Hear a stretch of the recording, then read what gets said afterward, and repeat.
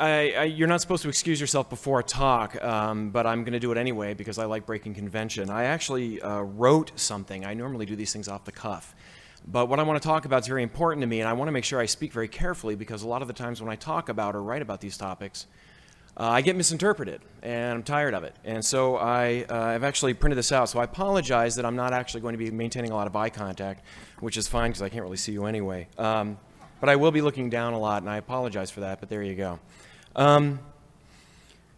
For those of you who are new, and for those of you who have been here for a while, come to More Than One TAM, I typically talk about astronomy, space, and science, and the way they're twisted and distorted by anti-scientists, by pseudoscientists. And for all the years that I've been doing active skepticism, I've never actually stood up here and talked about what it means to be an active skeptic, to do skepticism, about how we practice this art of ours. It's not really necessarily a science skepticism. There's some art to it. And I've not discussed skeptics ourselves. And so over the past couple of months, I've been thinking about this a lot. I read a lot of blogs, I read the bulletin boards and all of that. And honestly, there's been some alarming developments in the way skepticism is being done. And, perhaps not overall, but in some specific places, the tone of what we're doing is decaying. And instead of relying on the merits of the arguments, which is what critical thinking is really all about, what about evidence-based reasoning is about, it seems that vitriol and venom are on the rise. And I'm unhappy about that, and I want to talk about it. So let me ask you a question. Here. How many of you here today used to believe in something, past tense, whether it was flying saucers, psychic powers, religion, anything like that? You can raise your hand if you want to. I mean, I imagine, yeah. Not everybody's born a skeptic, right? A lot of you are raising your hand. I'd even say most of you from what I can tell. Now, let me ask you a second question. Second question is, how many of you no longer believe in those things and you became a skeptic because somebody got in your face screaming and called you an idiot, brain damaged, and a retard? Okay? Yeah. Right. One of the things that we like to say as skeptics, and a lot of our aphorisms are correct in general but incorrect in detail, is that the plural of anecdote is not data, right? If one anecdote is an anecdote. But you know what? You know what data is? It's a lot of anecdotes put together. And right now there are 1,300 people in this audience. You're self-selected mostly as skeptics, overwhelmingly. That's not an anecdote, okay? That's data. You're self-selected as skeptics, and yet very few of you raised your hands, and the ones who did, I think, on the second question were mostly joking about it. I think this is important, and I think this is something I want you to keep in your mind while I'm talking here. Skepticism is hard, okay? Skepticism is in many ways a self-annihilating message, okay? How do you convince someone they're not thinking clearly when they're not thinking clearly, right? And it's worse because, as Michael Shermer talked about this morning, and as most of us already know, our brain is not wired for skeptical thinking. It's wired for faith. And so what we're trying to say to people is difficult for them. And studies have shown that people who lose their faith tend to replace it with something else, with a different type of belief. If you start off religious and you lose your faith in God, you'll replace that with something else. Some other non-evidence-based reasoning. An excellent example of this, and I'm sorry it's another anecdote, is Julia Sweeney. We all know her, I hope. And her brilliant one-woman story, Letting Go of God. And now, she started off a true believer and ended up a skeptic and a critical thinker. But that's actually a rare case. It doesn't happen like that. And I may mention her again later because I think her case is actually very important. It gets worse. Studies have actually shown that when you debunk a misconception, you actually wind up reinforcing it later. So when somebody comes in and says, I think that, I don't know, the full moon on the horizon is because of the atmospheric effects of acting like a lens, and you say, oh, no, it's an illusion, it's this and this and this and this, and a year later you say, what causes the moon illusion? And they'll say, I heard it was an atmospheric effect. And so actually debunking reinforces the things we're trying to debunk. It's irritating, actually, and it puts a damper on trying to show people why they're wrong. And it just keeps getting worse. The message we're trying to convey is hard all by its lonesome. And it's even worse when we're trying to peddle this idea, when you think about what we're actually saying, of no magic, no afterlife, no higher moral authoritative father figure, no security, and no happy ever after. Okay? This is a tough sell. And in many cases, people will prefer magic over science, and they will prefer fantasy over reality. Santa Claus is more fun than getting presents from your parents, right? And the Tooth Fairy is more exciting than knowing that it's just your parents putting money under your pillow. And I'm sorry, it's a spoiler alert there. Now, look, for those of you who know me, and like Pamela, I'm a science evangelist. I do this because I have a passion for it. I know how amazing and how awesome black holes and supernovae and spiral galaxies are. And I know, as a scientist, or at least one who used to do science, I know about the imagination, the creativity, the sense of wonder, and the deep, profound beauty of science. I understand that and I know it. But not everybody else does. The generic person out there, someone not in our group, they tend to hear the message that science is hard and that it's boring. And worse, skeptics and scientists, we tend to be thought of being stuffy and stilted and asocial, if not downright evil and sociopathic. You know, atheists eat babies, don't you know, right? So it's a tough sell. And also, how do believers think of themselves? Many times their self-identity is wrapped up in their belief. And one of the most important things people use to define themselves is for example, their religion or their belief. They might say, I'm a UFO person or whatever. It doesn't matter what the belief is. Not only that, our society stresses faith. How many movies have as their final message something about faith? How many books and how many TV shows? The doubt in the movie is downplayed. The person who is doubting is shown as ineffectual, even bad. And the belief is the highest ideal. I mean, come on, clap if you want Tinkerbell to live, right? So, congratulations. A Cottingley fairy is still alive because of you. So with all of this stacked against us, and this is a lot of stuff stacked against us, why in the hell would you want to make it harder to deliver that message? The odds of us making any progress in society are very low, and it's borne out by the data. Religion is still a huge influencing factor in the world, and that's 200 plus years after the Enlightenment. That's a long time. More beliefs are waning, okay? I have to admit, I wrote this speech several days ago, but I think this is quite funny. What I wrote here is that many beliefs are waning. You don't hear much from moon hoax believers anymore. But a lot of them, but they're out there, right? They're out there. We are making progress, for example. In the UK, Simon Singh, love that man, love his hair. With chiropractic in the UK, we're making a lot of progress. But when you really think about it, they were the ones who shot themselves in the foot. They were the ones who sued Simon. Simon was just writing an article about them, and he was absolutely right, especially in his word choice. But they shot themselves in the foot. We weren't even holding that gun. Okay, they were the ones that made fools of themselves and all the fallout of what happened after that. On a brighter note, homeopathy may be diluting itself out of existence in the UK. But in that case, okay, and in that case, it is doctors and skeptics who are fighting it. So that's good. We are making some progress. But you know what? Psychics are still out there bilking people out of money. Alternative medicine is still keeping people away from real medicine. The anti-vaxxers are just as strong as ever. They're getting more of a foothold. Even though Andrew Wakefield has been humiliated and shown to be wrong, he's writing books, he's touring the country, he's on TV all the time, and maybe because of this, but certainly in some regions, pertussis is on the rise, and polio is coming back. Polio is seen to be coming back.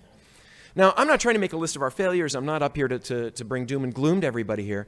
And I'm not even trying to target our next campaigns. I'm not saying what we should be talking about.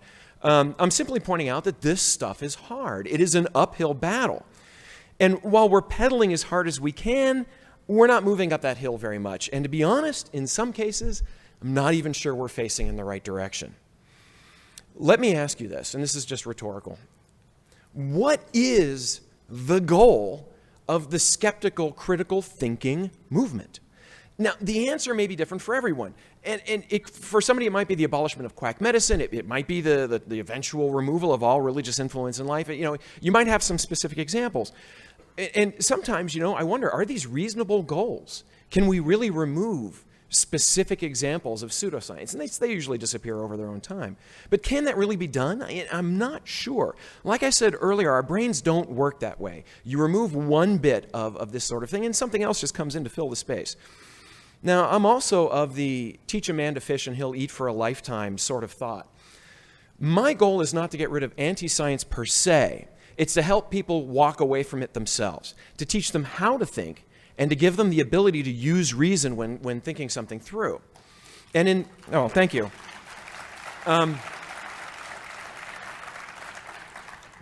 It gets better. Now, I think that the overarching goal of the movement that we're part of is to attain a rational, reasonable world. And not one without emotion, not one without passion. That's a fallacy that we're like that. Clearly we experience love and joy like everyone else. It's just a world that likes reality the way it is. In other words, teach a man to reason and he'll think for a lifetime. Of course, I can wait for these smattering of applause. Thank you. That there are narrow goals as well. Sometimes we need to keep creationists out of the classroom. We need to stop fundamentalists from trying to amend the Constitution, and we need to prevent faith-based bigotry, or the alt-meddlers, as I like to call them, from spreading diseases. In some cases, that means specific debunking, and that's okay. That has to happen. You have to debunk certain things, or else they'll just keep going. So by showing, and again, wrote this several days ago, by showing people, for example, optical illusions and that the eye is easily fooled, and I can say that's why shadows point different directions in Apollo pictures, and maybe they can understand that, what they see isn't the way things really are. Your brain can be fooled. And people can learn to generalize from specifics given time and repetition and practice. It takes practice to think like this. Specific bunk is worth debunking, I guess, is what I'm saying, but that's not the point I'm trying to make here.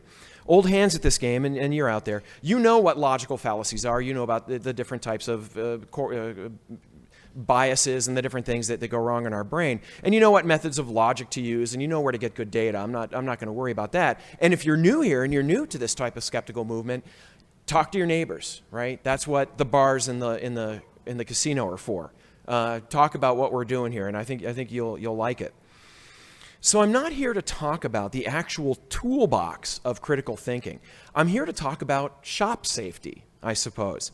Everyone knows a hammer is for pounding nails, but not everyone knows how to wield that hammer. You don't swing wildly and you don't use all your strength because you might pound in the nail, but you're also going to destroy the wall. And sometimes a focused movement is more effective. Smaller swings that are aimed well. It takes more swings to accomplish your goal, but in the end you have a nail in the wood with minimal damage to that wood.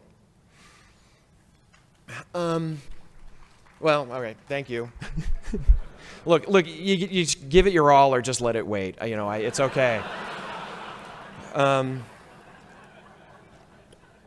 not that invested in the applause. It's okay. How do we attain that goal, the more rational, reasonable world? And I'm going to stress that word world, because therein lies the root of what I'm trying to talk about. Right now in this movement of ours, there's a lot of discussion about this topic, and I should say discussion, because a lot of this discussion is not terribly productive. A lot of it involves name-calling, a lot of it involves insults, and there's entrenched belief masking itself, I think, as rational thought. People strongly believe in skepticism so much, they're not willing to question it themselves, not willing to question their own stance. And I could give you specific examples of myself as well. I'm not going to do that right now. But what I see is that hubris is running rampant, and that egos are just out of check, and sometimes logic in those situations is left by the wayside. I could go into specifics. I'm not going to. You can find these for yourself. You probably know where to look. For example, there's this argument about atheism versus accommodationism. You can go there. You will find quite a bit of bitter, acrimonious, and irrational arguments on those discussions. I certainly have my opinion on that argument, and I assure you they are strong ones. But again, specifics aren't my point here. What I'm more concerned with is our demeanor, the way we do this. Remember, the odds are against us. There are more of them than there are of us, and our brains are not wired for what we do. It's taken a lot of practice. As the old saying goes, it takes, it's hard to reason someone out of a position they didn't reason themselves into in the first place. And look, we have to admit that our reputation amongst the majority of the population is not exactly stellar, right? So where does this leave us? How do we attain that goal of a rational, reasonable, enlightened society? And the key is obvious, to me at least, it's communication, right? The best idea ever thought of in the history of humanity is useless unless someone communicates it. It will die in the test tube. And in our case, what we're communicating here to people is not something they necessarily want to hear. So our demeanor, how we deliver this message, takes on crucial importance. So again, I ask you, to remind you, how many of you lost your faith, your belief, because someone called you an idiot, right? I suspect that most of you, like me, you lost your beliefs gradually. It didn't happen overnight. I didn't wake up one day and decide to disbelieve, or it just happened. It took a while, months, years, I don't know, to be honest, I don't remember, but it wasn't overnight. And it wasn't because someone insulted me or got in my face.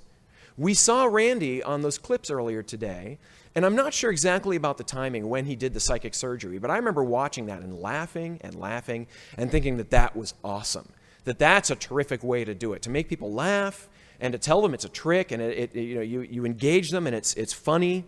And that really helped me become an active skeptic and to do what I do today. And that was 20 years ago. I mean, I really started thinking about my own beliefs. I was a huge, I've mentioned this many times in previous TAMs, UFOs and out-of-body experiences in the Bermuda Triangle. I was huge into that stuff. And you know what?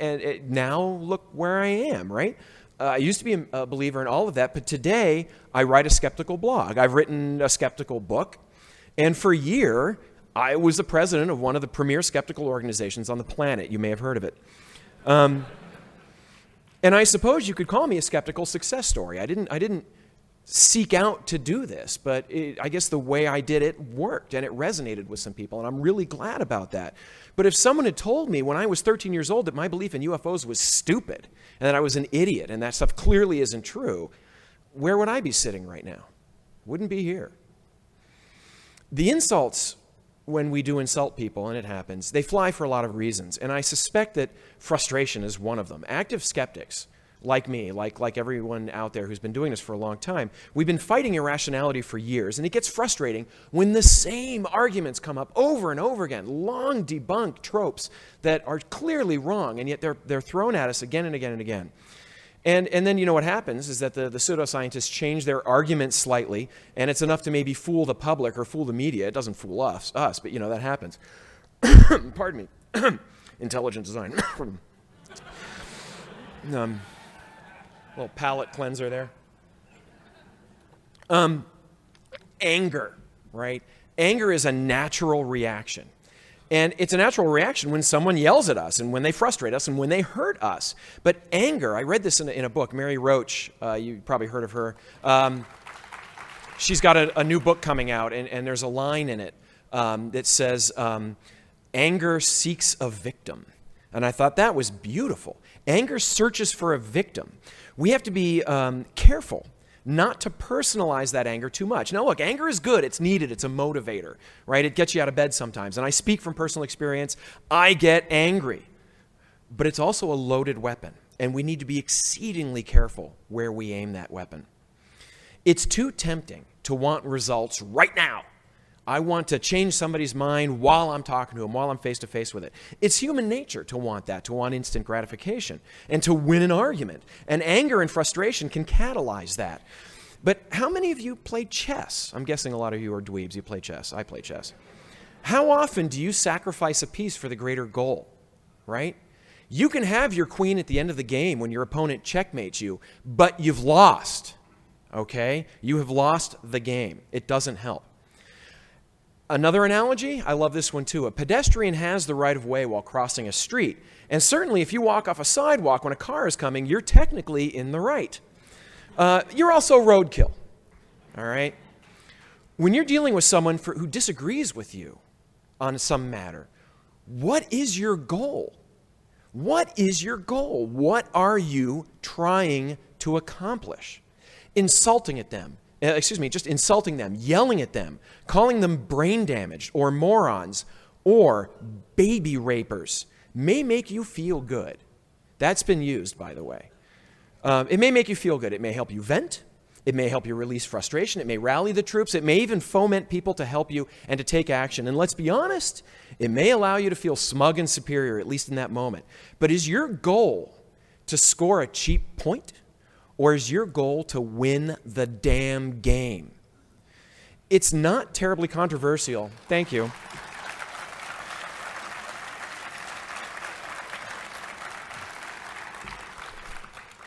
It's not terribly controversial to say that when somebody is being attacked and insulted, they tend to get defensive, right? They're not in the best position to be either rational or self-introspective. It's going to be very difficult to change their mind when you're doing that.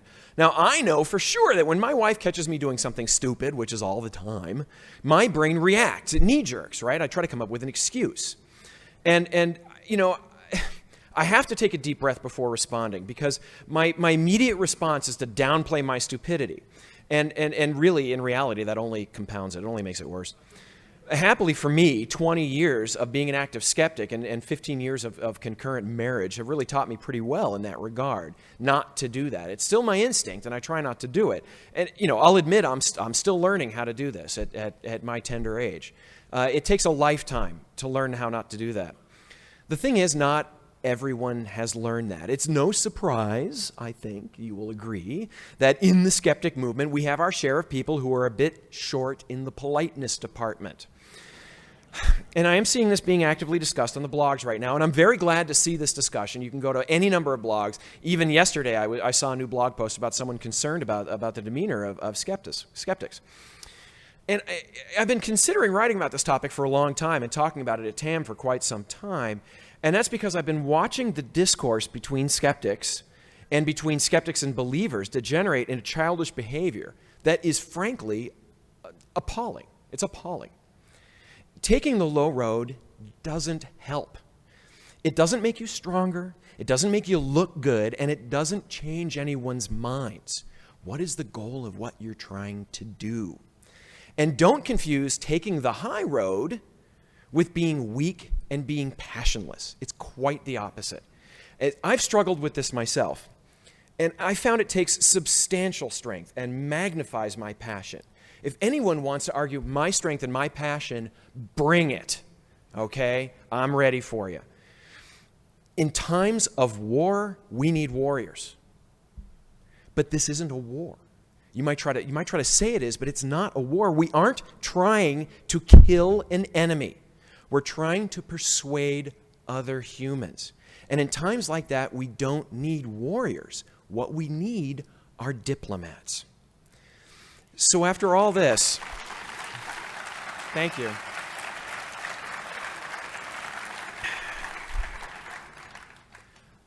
So after all this, I think I can sum up my points like this. First, always ask yourself what your goal is. When I was a kid, there was a commercial about going on diets, a sign you could put on your refrigerator that says, is this trip necessary, right? Is this argument necessary? What is your goal? What are you trying to accomplish? Before you blog, before you leave a comment, before you engage a pseudoscientist, before you raise your hand, before you send that email, ask yourself, is this going to help? Is this going to allow me to achieve my goal? And you also need to ask yourself, will this impede me from achieving that goal? Is this just to make me feel better, or am I trying to change the world? And second, and not to put too fine a point on it, don't be a dick. Now, I'm not the first person to say this. Will Wheaton uses it as his motto on his blog. I think that may be even where I first heard it spoken so succinctly. I know there are a series of videos coming out called Don't Be a Dick. They're wonderful. You can find them on, I know Rebecca's been posting them on Sceptic. I actually wrote this before I saw the first one, so I'm not stealing from them.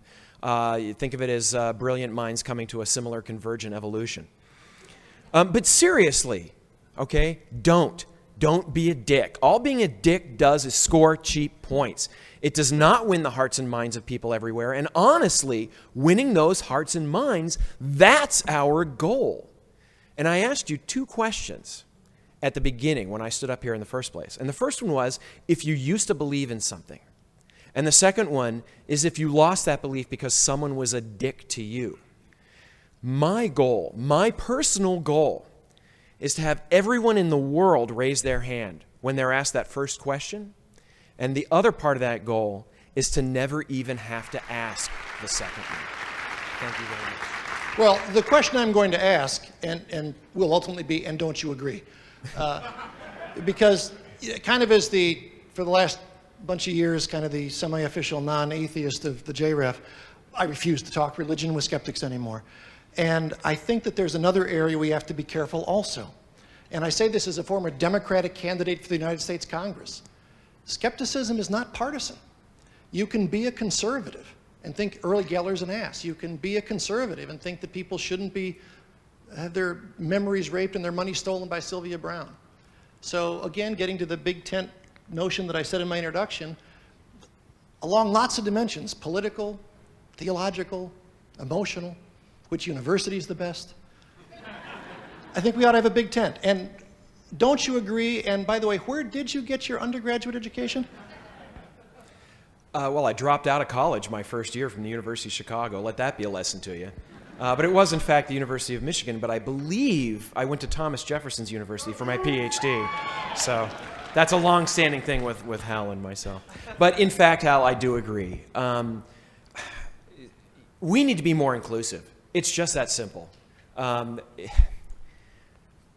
Excluding people is not a good idea. Excluding people is a worse idea when they outnumber you 10,000 to 1, okay? When the rampaging horde is running down the hill and you're standing there with your scabbard, it's not, yelling at them and calling them idiots is not going to slow them down at all. We need to be more inclusive. I'm going to take 1 extra minute. I wasn't sure if I'd have time to talk about this, but I feel I must. One of the things I love to do is give public lectures, and I've been giving bad astronomy lectures to various places. And recently I've been invited to governor schools where they take several hundred of the best and brightest high school kids, and they house them and feed them for the summer for a few weeks. And it's tremendous. These are go-getter kids. They have to apply to get this. They're not necessarily the smartest kids, not necessarily, although they are in the upper echelon, but they're go-getters. They want to do this. They want to learn. They're eager for it. And so I go there and show them how to stand an egg on end on the first day of spring and that sort of thing. And I've done it for 3 years in Arkansas, which you think would be a stronghold for fundamentalist religion, but I've actually never had a problem there. This week, and I mean the day before TAM started, on Wednesday, I was in West Virginia, where I was doing this again, and I was doing a classroom talk, and I was just talking about different things, and a young lady in the front row, it was very intimate, they were right there, she was sitting right there, she has a notepad open, and she says, "I'm a young earth creationist, and what about," and then she started talking to me about the moon receding from the earth and how that shows the earth can't be 4.5 billion years old. Now, my reaction could have been, "You're an idiot." My reaction could have been, "That's the stupidest thing I've ever heard. Your religion is ridiculous and has been responsible for killing millions of people." I could have done any of that stuff, all right? Now, don't get me wrong. Creationism, young earth creationism, is baloney. I don't back off from saying that. It is absolutely wrong. If I had said it even that way, I would have alienated this young woman. What I said instead was, you're not realizing that the recession rate of the moon actually changes over time. You can't simply extrapolate it backwards. And if you do, you get the wrong answer. In fact, if you do it more carefully, you see that the Earth can be billions of years old. And she immediately said, "Well, I read about dinosaur DNA and launched into something else." And I said, "I'm not a biologist. I don't do squishy science. So you're going to need to talk to," I love calling it that. I don't know why I love that. "You're going to need to talk to a biologist." And she kept coming up, and I said, "You know what? Look, what you need to do is understand that," she told me she went to the Institute for Creation Research and Answers in Genesis. And I said, "Look, I've seen these guys. They do use a lot of outdated astronomy in their astronomy. I'm not qualified to talk about these other topics. And what you need to do is find outside sources. You need to go out and see what other people are saying and see where the evidence takes you. And I said, it's okay for you to believe in what you want to believe. I'm not going to try to change your mind for that. But I think you need to look at the evidence and see where that points before you make unequivocal statements about scientific evidence. And we kept going, and there were other questions. We talked about aliens in 2012 and all the stuff you'd think. By the end of that class, she was laughing. She was having a good time. She came up to me afterwards and thanked me, and we chatted about it for a while, and the teachers came up to me later, and they were so glad that I handled it that way. And it was an experiment on my part. I hadn't really done anything like that before, not quite like that at least. And you know what? It's an anecdote. This is one example, but it worked. And I just bet it'll work all the time, all the time. Dr. Phil Plait.